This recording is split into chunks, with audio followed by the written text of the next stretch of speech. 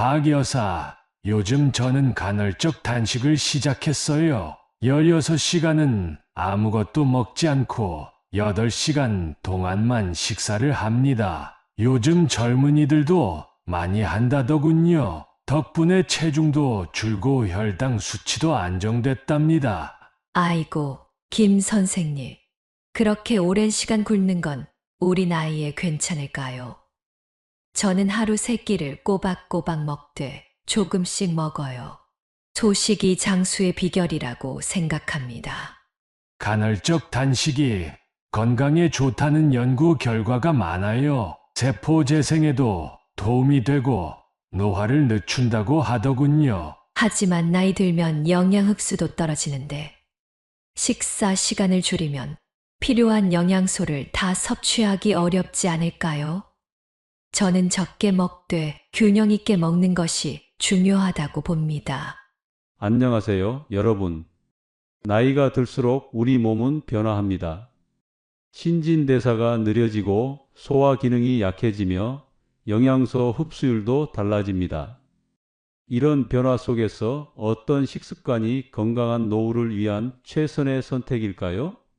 어떤 분들은 오래 살기 위해 간헐적 단식을 선택합니다. 반면 균형 잡힌 영양소를 적절히 섭취하는 소식을 중요시하는 분들도 계십니다. 과연 어떤 방식이 더 건강하고 장수에 도움이 될까요? 단순히 오래 사는 것이 아니라 어떻게 건강하게 오래 살 수 있는지 그 비밀에 대해 함께 알아보겠습니다. 끝까지 함께 하시면 여러분의 노년기 식습관에 대한 중요한 통찰을 얻으실 수 있을 것입니다. 나이가 들어도 활기차고 건강한 삶을 유지하는 황금 같은 조언들을 놓치지 마세요. 이제 본격적으로 간헐적 단식과 소식에 대해 깊이 들여다보겠습니다. 지혜로운 하루. 구독과 좋아요는 큰 힘이 됩니다. 간헐적 단식의 이해. 간헐적 단식은 단순히 굶는 것이 아닌 계획된 식사 패턴입니다. 가장 보편적인 방법은 16대 8 방식으로 18시간 동안 금식하고 8시간 동안만 식사를 하는 것입니다. 이 방법은 최근 젊은 세대뿐만 아니라 건강에 관심 있는 노년층에서도 주목받고 있습니다. 간헐적 단식의 과학적 근거를 살펴보면 우리 몸은 일정 시간 이상 음식을 섭취하지 않으면 오토파지라는 세포자가 정화 과정이 활성화됩니다. 이 과정에서 노화된 세포가 제거되고 새로운 세포가 생성되는데 이것이 노화 지연과 수명 연장에 긍정적인 영향을 미친다는 연구 결과가 있습니다. 하버드 의대의 연구에 따르면 간헐적 단식은 인슐린 저항성을 낮추고 혈당 조절에 도움이 됩니다. 특히 당뇨병 위험이 높은 노인들에게 효과적일 수 있습니다. 2022년 발표된 연구에서는 간헐적 단식을 실천한 65세 이상 노인 그룹이 그렇지 않은 그룹보다 인슐린 감수성이 17% 향상된 것으로 나타났습니다. 또한 간헐적 단식은 뇌 건강에도 영향을 미칩니다. 단식 기간 동안 뇌는 케톤체를 에너지원으로 사용하게 되는데 이 과정에서 뇌율의 신경영양인자가 증가하여 인지 기능과 기억력 향상에 도움을 줄 수 있습니다. 특히 알츠하이머병 같은 퇴행성 뇌질환의 위험을 줄이는 데 효과가 있다는 연구 결과도 있습니다. 간헐적 단식의 또 다른 장점은 염증 감소입니다. 만성 염증은 노화와 관련된 다양한 질환의 원인이 되는데 간헐적 단식은 염증성 사이토카인의 생성을 줄이고 항염증 작용을 하는 것으로 알려져 있습니다. 이는 관절염, 심혈관 질환 등 노년기에 흔한 염증성 질환의 증상을 완화하는 데 도움이 될 수 있습니다. 소식의 지혜. 한편 소식은 우리 전통 문화에도 깊이 뿌리내린 식습관입니다. 소식이란 적은 양을 먹되 영양 균형을 중요시하는 방식입니다. 동양의학에서는 오래전부터 위를 70% 정도만 채우라는 가르침이 있었습니다. 소식의 장점은 무엇보다 영양 섭취의 균형과 안정성에 있습니다. 노년기에는 단백질, 칼슘, 비타민 D 등의 영양소 흡수율이 떨어지기 때문에 소량이라도 규칙적으로 균형 잡힌 식사를 하는 것이 중요합니다. 일본 오키나와는 세계적인 장수 지역으로 알려져 있는데 이곳 사람들은 하라치부라 하여 배를 80% 정도만 채우는 식습관을 가지고 있습니다. 이들은 적게 먹되 색깔이 다양한 채소와 해산물을 골고루 섭취합니다. 오키나와 주민들의 식단을 분석한 연구에 따르면 이들의 일일 칼로리 섭취량은 서구인의 평균보다 20% 정도 낮지만 영양소 밀도는 더 높은 것으로 나타났습니다. 소식의 또 다른 장점은 소화 시스템의 부담을 줄인다는 점입니다. 노년기에는 소화 효소 분비가 감소하고 위산 생성도 줄어들어 소화 능력이 떨어집니다. 과식은 소화 불량, 위산 역류, 변비 등의 문제를 악화시킬 수 있습니다. 반면 소식은 소화 시스템에 적절한 휴식을 제공하여 소화 관련 문제를 예방하는 데 도움이 됩니다. 노년기 건강에서 중요한 부분을 차지하는 것이 근감소증 예방인데 소식을 하면서도 단백질 섭취를 우선시하면 근육량 유지에 도움이 될 수 있습니다. 최근 연구에 따르면 하루 총 칼로리 섭취를 줄이더라도 단백질 비율을 높이면 근육량 손실을 최소화할 수 있다고 합니다. 또한 소식은 심혈관 건강에도 긍정적인 영향을 미칩니다. 과식이나 폭식은 혈압 상승과 지질 대사 이상을 초래할 수 있는 반면 소식은 혈압과 콜레스테롤 수치를 안정적으로 유지하는 데 도움이 됩니다. 특히 포화지방과 나트륨이 많은 음식의 섭취를 자연스럽게 제한하게 되어 심혈관 질환 위험을 낮출 수 있습니다. 노년기의 생리적 변화와 식습관. 노년기에는 신체적 변화가 많이 일어납니다. 기초 대사량이 감소하고 소화효소 분비가 줄어들며 근육량이 감소합니다. 이러한 변화는 식습관에도 영향을 미칩니다.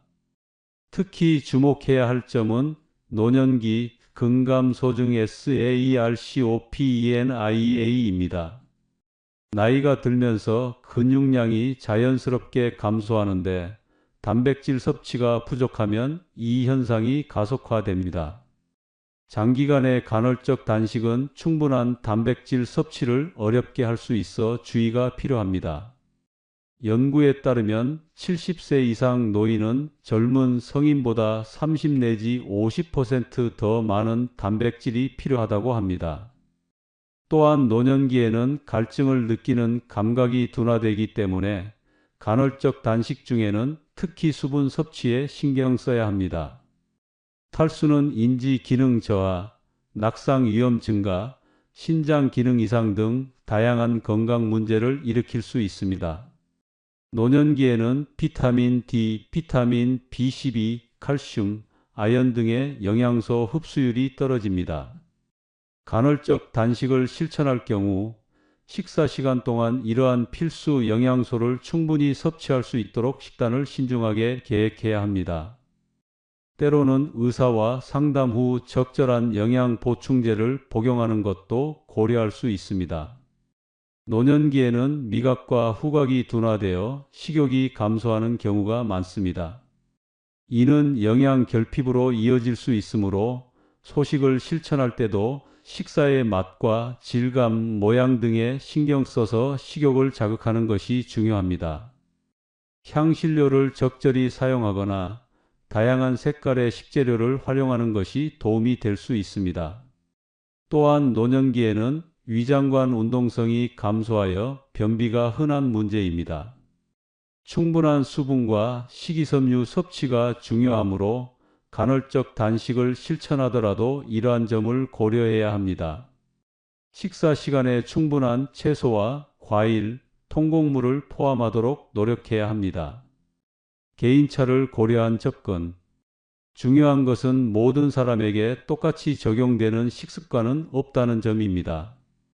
개인의 건강 상태, 기존 질환, 약물 복용 여부, 활동량, 유전적 요인에 따라 적합한 식습관이 달라집니다. 고혈압이나 당뇨가 있는 노인은 의사와 상담 후 간헐적 단식을 시도해야 합니다. 약물 복용 시간과 식사 시간의 조정이 필요할 수 있기 때문입니다. 특히 인슐린이나 혈당 강화제를 복용하는 경우 전문가의 지도 없이 간헐적 단식을 시도하면 저혈당 위험이 있습니다. 심장 질환이 있는 경우 간헐적 단식이 심장에 부담을 줄 수 있으므로 주의가 필요합니다. 특히 신부전 환자의 경우 한 번에 많은 양의 음식이나 수분을 섭취하면 심장에 부담이 될 수 있으므로 소식이 더 적합할 수 있습니다. 신장 질환이 있는 노인은 단백질 섭취량과 수분 섭취량을 조절해야 하므로 식습관 변화 전에 반드시 전문가와 상담해야 합니다.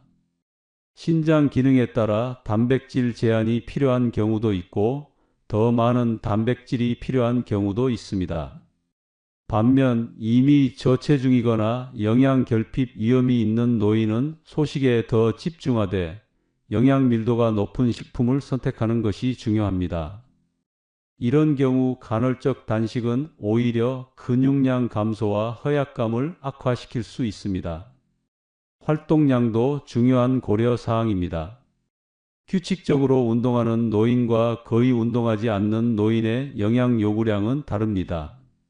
운동을 많이 하는 노인은 근육 회복과 에너지 공급을 위해 적절한 영양 섭취가 더욱 중요하므로 간헐적 단식을 할 경우에도 식사창 내에 충분한 영양을 섭취할 수 있도록 계획해야 합니다. 또한 유전적 요인도 무시할 수 없습니다. 어떤 사람들은 유전적으로 간헐적 단식에 더 잘 적응하고 효과를 보는 반면 다른 사람들은 규칙적인 소식이 더 효과적일 수 있습니다. 자신의 몸이 보내는 신호에 귀 기울이는 것이 중요합니다. 두 방식의 조화로운 적용. 사실 간헐적 단식과 소식은 상호 배타적인 개념이 아닙니다. 간헐적 단식을 실천하면서도 식사 시간에는 소식의 원칙을 따를 수 있습니다. 예를 들어 16대 8 간헐적 단식을 하더라도 8시간의 식사 시간 동안 과식하지 않고 영양 균형을 고려한 소식을 실천한다면 두 방식의 장점을 모두 취할 수 있습니다. 이는 맛있게 먹되 적게 먹는 지혜로운 접근법입니다. 또한 매일 간헐적 단식을 하기보다는 일주일에 2, 3일만 실천하는 방식도 고려해 볼 수 있습니다. 이렇게 하면 영양 섭취의 균형을 유지하면서도 간헐적 단식의 효과를 일부 얻을 수 있습니다. 실제로 5대2 단식법이라 하여 일주일에 5일은 정상적으로 식사하고 2일은 칼로리를 제한하는 방식도 많은 사람들이 실천하고 있습니다. 노년기에는 좀 더 완화된 형태의 간헐적 단식을 시도해 볼 수 있습니다. 예를 들어 12대12 방식, 12시간 단식, 12시간 식사는 저녁 7시 이후로 음식을 먹지 않고 아침 7시부터 식사를 시작하는 것으로 대부분의 노인들이 무리 없이 실천할 수 있는 방식입니다. 이 방법만으로도 인슐린 감수성이 개선되고 야간 소화 부담이 줄어드는 효과를 볼 수 있습니다. 계절이나 체력 상태에 따라 식습관을 조절하는 것도 현명한 방법입니다. 예를 들어 겨울철에는 에너지 소모가 많으므로 조금 더 자주 식사를 하고 여름철에는 신진대사가 활발해지므로 간헐적 단식을 시도해 볼 수 있습니다. 또한 감기나 질병으로 체력이 저하되었을 때는 소식에 집중하고 건강 상태가 좋을 때 간헐적 단식을 시도하는 등 유연하게 접근하는 것이 바람직합니다. 사회적, 심리적 측면의 고려. 식습관은 단순히 영양학적 측면만 있는 것이 아닙니다.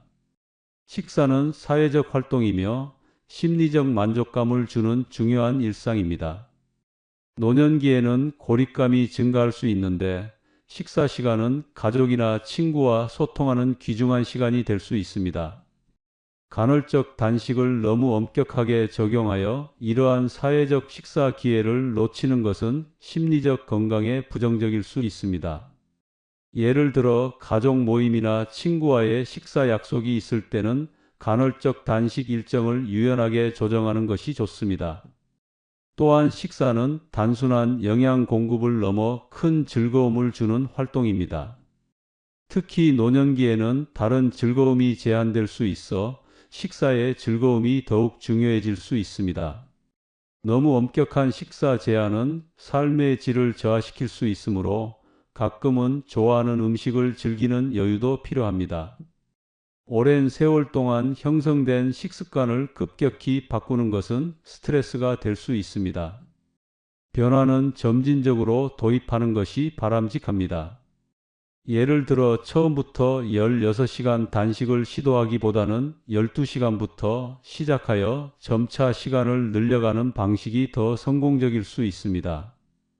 식사와 관련된 심리적 요인도 중요합니다. 어떤 노인들은 배고픔에 대한 불안감이 커서 간헐적 단식에 스트레스를 느낄 수 있습니다. 이런 경우에는 소식이 더 적합할 수 있습니다. 반대로 어떤 노인들은 정해진 식사 시간이 있는 것이 오히려 심리적 안정감을 주어 간헐적 단식이 더 잘 맞을 수도 있습니다. 식습관 변화는 자발적이고 즐겁게 이루어져야 지속 가능합니다. 강제적인 절식은 오히려 스트레스 호르몬인 코르티솔 수치를 높여 건강에 해로울 수 있습니다. 따라서 자신에게 맞는 방식을 찾아 즐겁게 실천하는 것이 중요합니다. 맞춤형 영양 접근법, 현실적인 조언. 노년기 식습관은 개인별로 맞춤화되어야 합니다. 간헐적 단식이나 소식을 실천하기 전에 다음과 같은 사항을 고려해 보세요.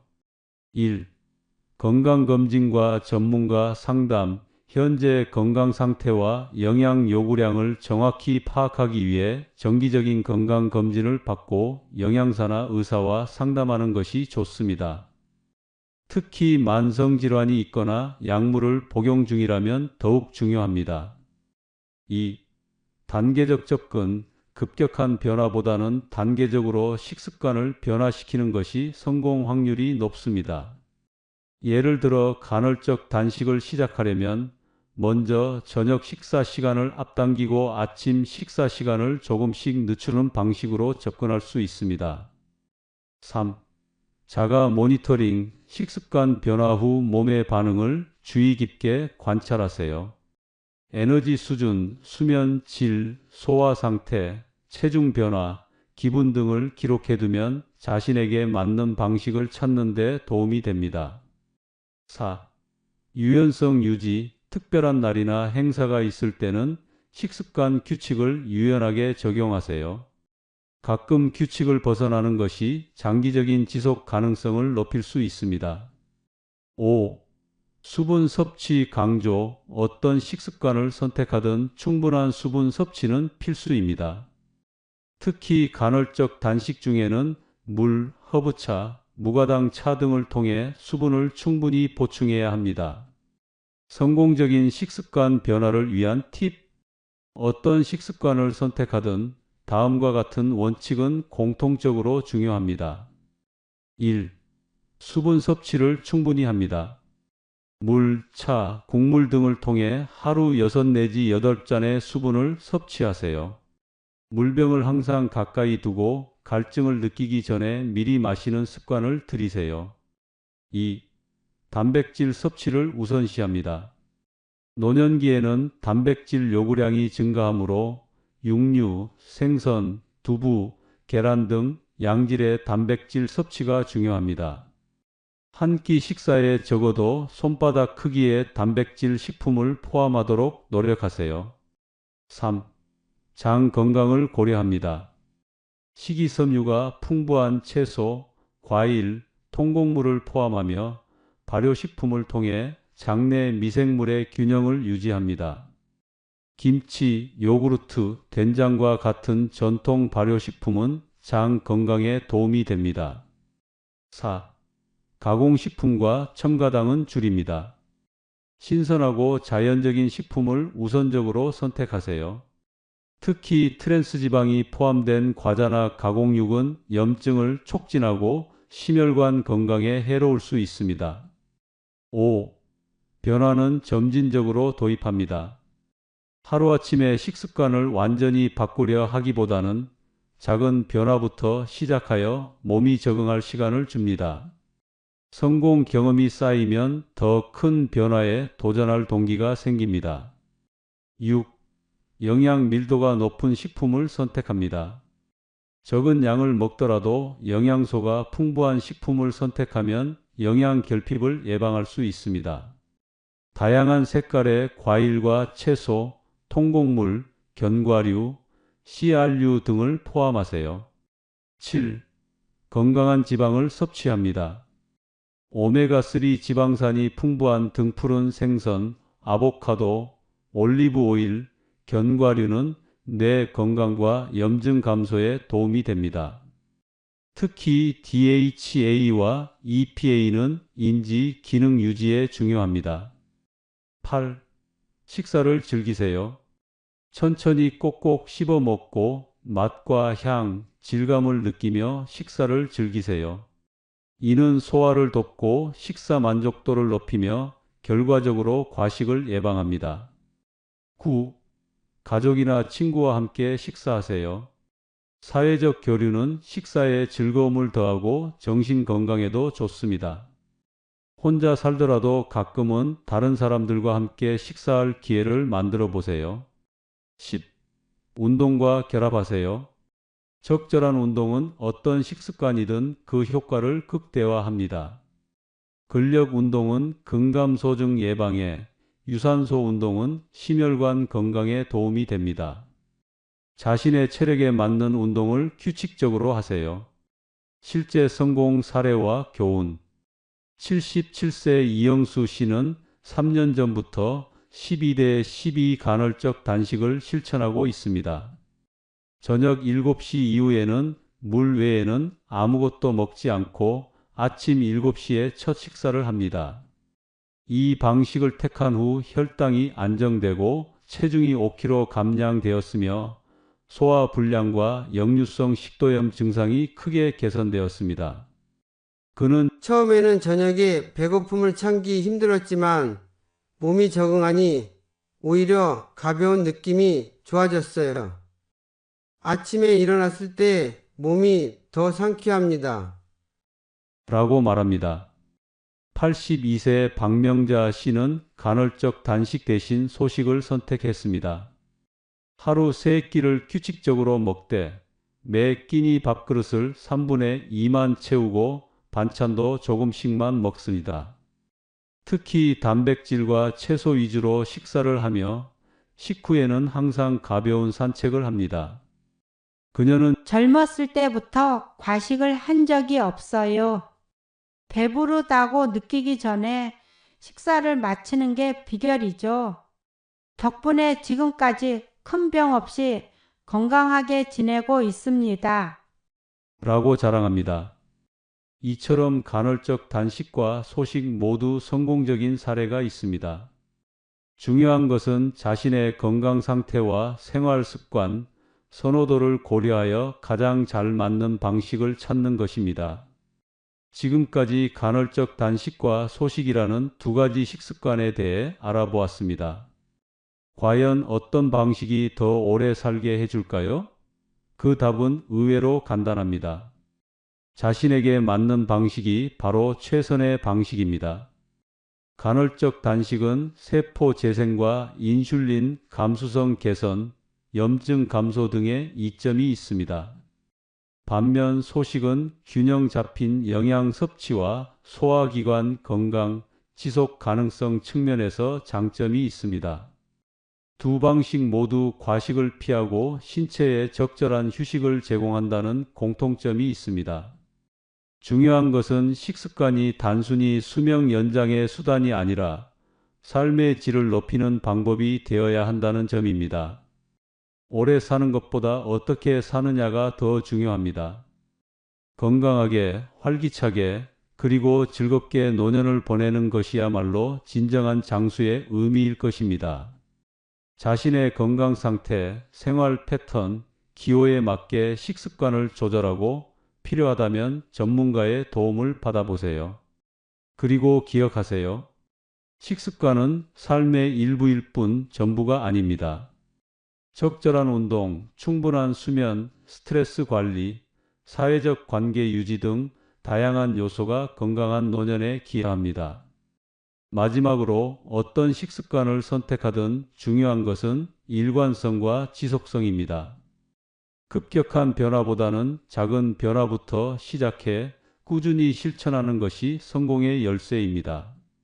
오늘 배운 내용을 바탕으로 여러분만의 건강한 식습관을 찾아 행복한 노후를 설계하시길 바랍니다. 앞으로도 노년의 건강과 행복에 도움이 되는 다양한 주제로 찾아뵙겠습니다. 오늘 내용이 도움이 되셨다면 구독과 좋아요 부탁드립니다. 여러분의 지지가 더 좋은 콘텐츠를 만드는 원동력이 됩니다. 또한 댓글로 다음에 다루었으면 하는 주제나 궁금한 점을 알려주시면 향후 콘텐츠에 반영하도록 하겠습니다. 건강하고 행복한 하루 보내세요. 오늘도 지혜로운 하루와 함께 해주셔서 감사합니다.